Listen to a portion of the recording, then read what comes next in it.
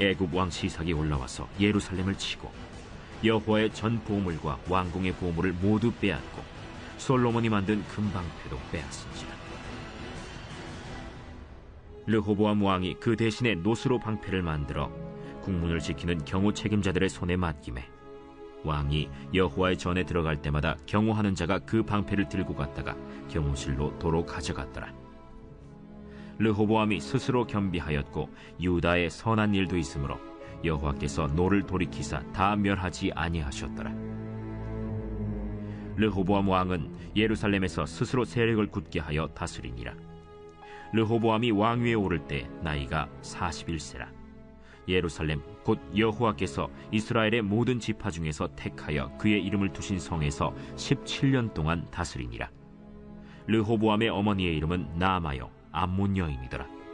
르호보암이 악을 행하였으니 이는 그가 여호와를 구하는 마음을 굳게 하지 아니함이었더라. 르호보암의 처음부터 끝까지의 행적은 선지자 스마야와 선견자 iddo의 족보책에 기록되지 아니하였느냐. 르호보암과 여로보암 사이에 항상 전쟁이 있으니라.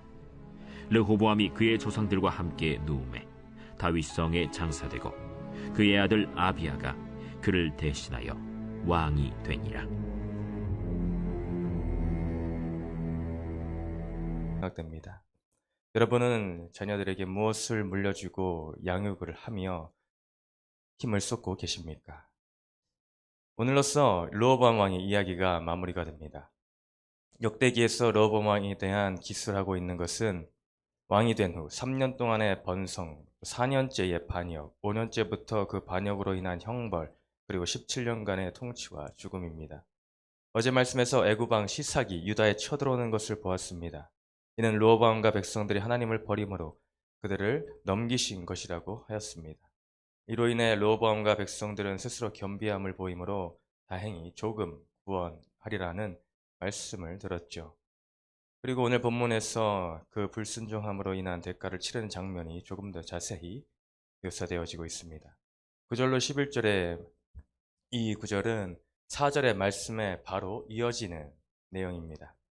유다의 수많은 성읍들을 점령한 시삭의 군대들은 이제 수도 예루살렘까지 올라와 치기 시작합니다.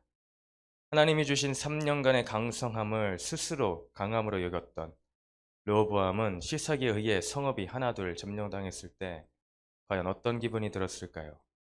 그 성읍 하나하나도 나름 견고하게 지은 것들이었는데 다 빼앗겨버리고 예루살렘까지 위기에 처해 있으니 절망과 두려움에 사로잡혔을 것입니다. 시편 127편 1절에 여호와께서 집을 세우지 아니하시면 세우는 자의 수고가 헛되며 여호와께서 성을 지키지 아니하시면 파수꾼의 깨어있음이 헛되도다.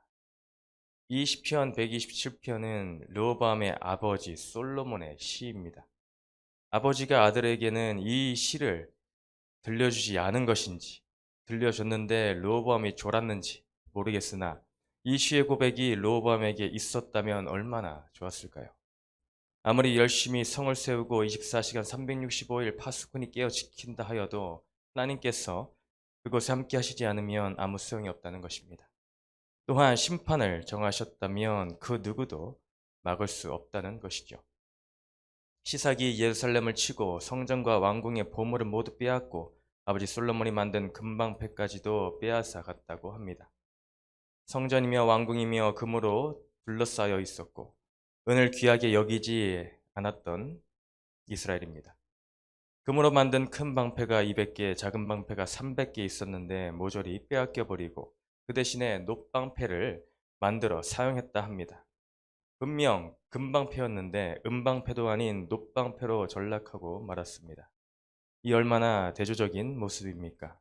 최고의 흥왕을 나타내는 금방패에서 쇠퇴함을 나타나는 놋방패로 바뀌고 말았습니다.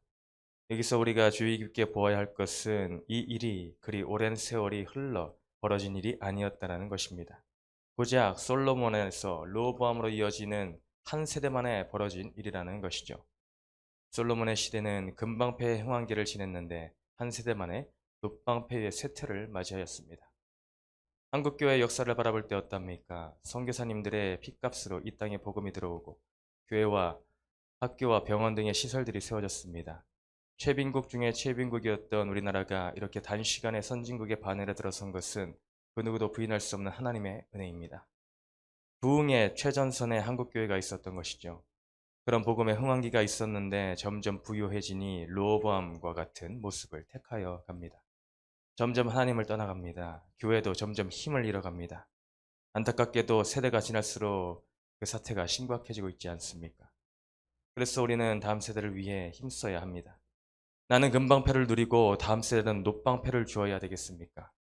다음 세대를 향한 마음이 없으면 한국교회의 미래는 없습니다. 무너지고 말겠죠. 자녀들에게 자기가 알아서 잘 크겠지 하고 방심해서는 안 됩니다. 그건 직무유기라 할 수 있습니다. 이스라엘의 최후의 사사이자 선지자인 사무엘을 보십시오. 어려서부터 하나님의 전을 가까이 하고 큰 영향력을 끼친 택함받은 자이지 않습니까? 그러나 그 자녀는 어떠했나요? 전혀 사무엘과 같은 길을 가지 않았습니다. 부모는 자녀의 거울이라고 하죠. 부모가 하는 것을 따라서 배우는 것이 자녀들입니다.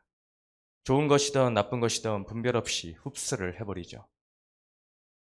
어릴 적 저는 집에서 삼겹살을 구워서 쌈에 싸먹고 있었는데 그때 아버지가 이렇게 보니 쌈을 싸서 드시고 그리고 나서는 손에 묻은 물을 밥상 모서리에 툭툭툭 쳐서 털어내는 모습을 보았습니다.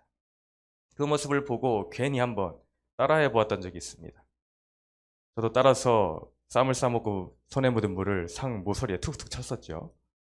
나중엔 그게 별로 좋은 모습이 아니라는 것이 깨달아지더군요.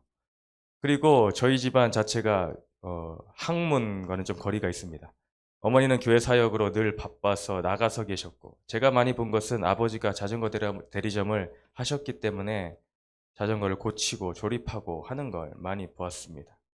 그런 아버지의 손기술의 영향으로 어릴 적 레고 같은 거를 조립하고 또 라디오 같은 걸 괜히 분해했다가 혼나고 했던 기억이 있습니다. 이처럼 부모와 그 가정의 환경의 영향을 많이 받게 되어 있습니다.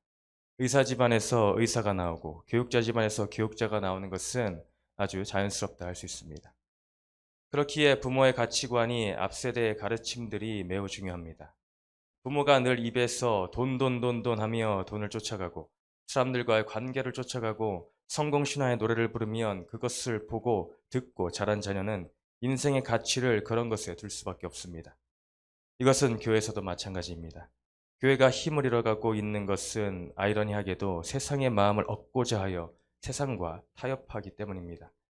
세상은 점점 인간 중심의 인본주의로 행하고 있는데 교회에서도 이런 것들이 슬그머니 들어온다는 것입니다. 그럴싸한 포장을 가지고 교회 안으로 파고 들어옵니다. 하나님 기준보다 사람의 입맛과 평가에 신경을 쓰게 됩니다. 신자들 안에서도 돈이 힘을 부리고 돈에 흔들립니다. 신자들은 신본주의로 살아야 할 줄을 믿습니다. 교회는 진리의 말씀을 최고의 권위로 삼아야 할 줄을 믿습니다. 요즘 세상에 그렇게 융통성 없이 살면 안 돼. 뭘 그렇게 유난을 떨며 믿느냐. 적당히 믿지. 이런 유혹을 받으신 적이 있지는 않습니까? 불신 친구들이나 가족들에게 혹 자칭 믿는다 하는 사람들에게까지 이런 말을 들어보셨을지도 모르겠습니다. 그러나 믿음에 있어서 전혀 상관이 없어야 하는 말이 융통성이고 적당히라는 말입니다. 주님은 우리를 적당히 사랑하시지 않았습니다. 뜨겁게 사랑하시되 생명을 주시도록 사랑하셨습니다. 그 사랑으로 우리가 구원을 받은 줄을 믿습니다. 우리는 이 세상 속에서 살아가고 있기에 뉴스와 미디어 등을 통해 가랑비에 옷 젖듯이 어느 순간 세상적 가치관에 사로잡혀 버릴 위험이 많이 있습니다. 그러므로 우리는 먼저는 내 자신이 세상적 가치관에 얼마나 젖어 있는가를 빨리 생각해 보아야 합니다. 말씀의 기준에 의해 무엇이 틀렸는지를 보고 바로잡아야 합니다. 이를 위해 큐티를 하고 말씀 묵상을 하는 것이죠. 우리의 가치관이 그대로 자녀들과 다음 세대에 연결되기 때문에 결코 이 일을 게을리해서는 안 됩니다. 르호보암이 부모로 하여금 선한 영향력을 받았다면 그 삶은 전혀 달라졌을 것입니다. 13절에 보니 르호보암의 어머니에 대해 짧게 소개되고 있습니다. 어머니의 이름은 나아마요 암몬 여인이더라. 이 짧은 이야기 안에는 중요한 내용이 담겨 있습니다. 르호보암의 어머니 나아마는 이스라엘 사람이 아닌 이방 암몬 여인이었습니다. 솔로몬의 1000명의 여인들 중에 한 명이었던 것이죠. 이 이방 여인들은 솔로몬의 아내로 오면서 자신들 나라의 온갖 우상을 다 끌고 들어왔습니다. 나아마도 예외가 아니었습니다. 아세라상을 세우고 밀곰신을 들여왔죠. 솔로몬은 그런 우상을 섬기는 산당을 지어주기까지 하였습니다. 부모가 믿음으로 하나 되어 양육을 해야 할 판에 오히려 솔로몬이 영향을 받아버리니 자녀인 르호보암에게까지 그 영향력이 미쳤던 것이죠. 고난의 사건 가운데 르호보암은 겸비한 모습을 잠시 보였으나 14절과 같이 그는 결국 하나님 앞에 악을 행했다는 평가를 받는 인생이 되고 맙니다. 그것은 여호와를 구하는 마음을 굳게 하지 아니하고 스스로 굳게 하려고 했던 그의 삶의 결론이었습니다. 우리 교회의 다음 세대인 세비청, 세비주 아이들을 보면 어떤 마음이 드십니까? 다음 세대라는 말과 같이 아이들을 통해 우리 교회의 미래를 보고 계십니까? 기대함으로 바라보고 계십니까? 진심 어린 기도와 함께 아이들을 세우는 일에 관심을 쏟고 계십니까? 이런 질문들 앞에 저 자신이 먼저 회개가 되어집니다. 지난 4년 동안 주로 세비주 어린이들을 담당하며 왔는데 제 입장에서 많이 바라보고 판단하여 왔습니다. 말도 안 듣고 집중도 안 하고 뜻대로 안 되고 하면 이해하려 하고 더 다가가려 하기보다 멀리하고 방치하려 하는 것이 저의 모습이었습니다. 주님의 사랑하는 한 영혼으로 바라보는 것이 아닌 나에게 시험거리를 주는 말썽꾸러기 아이들로 보일 뿐이었죠. 그런데 주의 100%의 은혜로 올해 들어 변화를 주셨습니다. 말썽꾸러기인 건 여전히 변함이 없는데 예뻐 보입니다. 좀 더 주님의 마음으로 바라보게 됩니다. 여전히 잘 표현하지 못하지만 그래도 아이들에게 조금씩이나마 표현을 할 수 있게 되었습니다. 주님이 보는 시각과 가치관을 말씀을 통해, 기도를 통해 변화시켜 주신 줄 믿습니다. 5월달 가정의 달이 내일부터 시작이 됩니다. 그 첫 시작을 알리는 것이 어린이 주일이죠. 세비주에서 올해 들어 아이들에게 내준 챌린지, 미션이 있습니다. 말씀 챈트라고 리듬에 맞춰 말씀을 외우는 것, 그리고 찬양 율동을 하는 것이 있는데 얼마 전까지 전 우리 교회 아이들이 예배 때 그런 것들을 잘 따라하지를 않아서 원래 잘 못하는 줄 알았습니다. 그런데 미션을 주니 세상에 너무 잘하는 것입니다. 리듬을 타고 그루브를 타며 알아서 컨셉을 잡고 막 선글라스를 끼고 막 깜짝 놀랐습니다. 너무나 사랑스럽지 않을 수가 없습니다. 그 모습을 보자니 주님은 얼마나 기뻐하고 사랑스러워하실까라는 생각이 들었습니다. 여러분도 보고 싶으시죠? 기대하십시오. 그 영상을 편집해서 5월 둘째 주 대예배 때 보여드립니다. 네, 오늘 말씀을 통해서 우리는 먼저 나 자신을 돌아봐야 됩니다. 그렇게 되돌아봄으로 내 삶의 결론과 다음 세대의 삶의 결론이 결코 르호보암의 삶의 결론이 아닌 다윗의 결론이 나는 저와 성도님들의 삶이 되시길 주님의 이름으로 축복합니다. 적용 질문 함께 보시겠습니다. 내 힘으로 지킬 수 있다고 생각하는 예루살렘 성은 무엇입니까? 금방패가 노방패가 되어버린 사건이 있으십니까? 그 사건이 말씀으로 해석되어집니까? 신앙생활의 영역들 중에 적당히 넘어가게 되는 부분은 무엇입니까? 다음 세대에 금방패를 물려주는 신앙의 삶을 살고 있습니까? 노방패를 물려주는 삶을 살고 있습니까? 함께 말씀을 붙잡고 기도하시겠습니다. 사랑간의 주님 아버지 감사합니다. 오늘 르호보암의 삶을 통해서 우리의 삶을 되돌아보게 하시니 감사합니다. 정말 주님께서는 복을 내려주셔서 강성함을 허락해 주셨는데 그것이 내 힘으로 내 노력으로 인한 것이라 착각을 하고 내 힘으로 지킬 수 있다 착각을 하고 살아온 것이 나의 모습입니다. 주님, 주님의 그 모든 것이 은혜임을 잊지 않고 겸손한 자세로 주님 앞에 늘 나아가는 우리들의 모습이 되게 하여 주시옵소서. 내가 받아가진 것이 주님께 받아 누린 복이 너무나 큰데 나는 그것을 얼마나 잘 지키고 있습니까? 잘 보존하고 있습니까? 정말 우리가 하나님의 말씀의 기준에 바로 서서 정말 우리에게 자녀들에게 귀한 것으로 금방패의 유산을 물려줄 수 있는 믿음의 사람들 되게 하여 주시옵소서. 적당히 신앙생활하는 자들이 아닌 주님을 향한 열정과 뜨거운 믿음을 가지고 사랑을 가지고 주님 앞에 날마다 나아가고 세상과 타협함 없이 온전히 주님을 붙들며 나아가는 오늘 하루의 삶이 되기를 바라오며 사랑이 많으신 예수님의 이름으로 기도드렸습니다. 아멘. 이 시간도